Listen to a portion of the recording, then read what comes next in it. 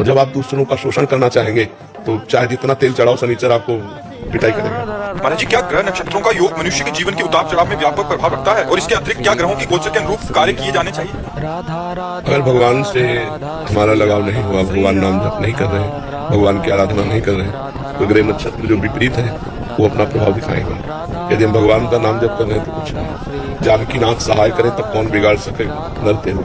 जो पे कृष्ण चरण मन अर्पित तो करिए का नवग्रह रंग, यदि कृष्ण चरण में मन अर्पित है तो नवग्रह कुछ नहीं कर सकते। तो जब हम भगवत विमुख होते हैं, हमारे कर्म खोटे हो जाते हैं, तो ग्रह नक्षत्र विपरीत हो जाते हैं। जब हम भगवान के सन्मुख होते हैं, हमारे कर्म अच्छे होते हैं, तो विपरीत होते हुए भी हमारा मंगल करेंगे। तो शनि, राहु, केतु, मंगल, गुरु, देव भी है, ये सब भगवान के शासन में है।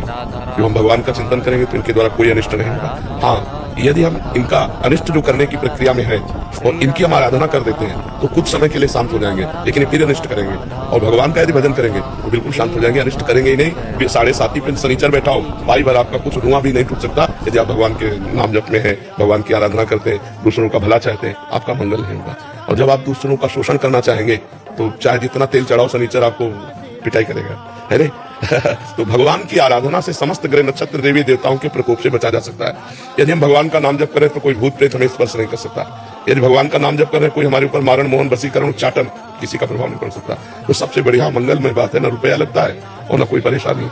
राम राम कृष्ण कृष्ण राधा राधा हरि हरि हर समय जपते रहो। इसीलिए सनक सनंदन सनातन सनत कुमार जी निरंतर जपते रहते हैं, हरि शरणम हरि ही शरणम, हर समय जपते रहते हैं। तो हमको भी जपना चाहिए भगवान का नाम, भगवान का गुण, भगवान की कीर्तन, भगवान की आराधना, जिससे हमारे द्वारा जो अमंगल कार्य हुए हैं पीछे, वो हमको रौंदने के लिए तैयार होंगे। तो भगवान ही बचा सकते हैं, दूसरा कोई नहीं बचा सकता।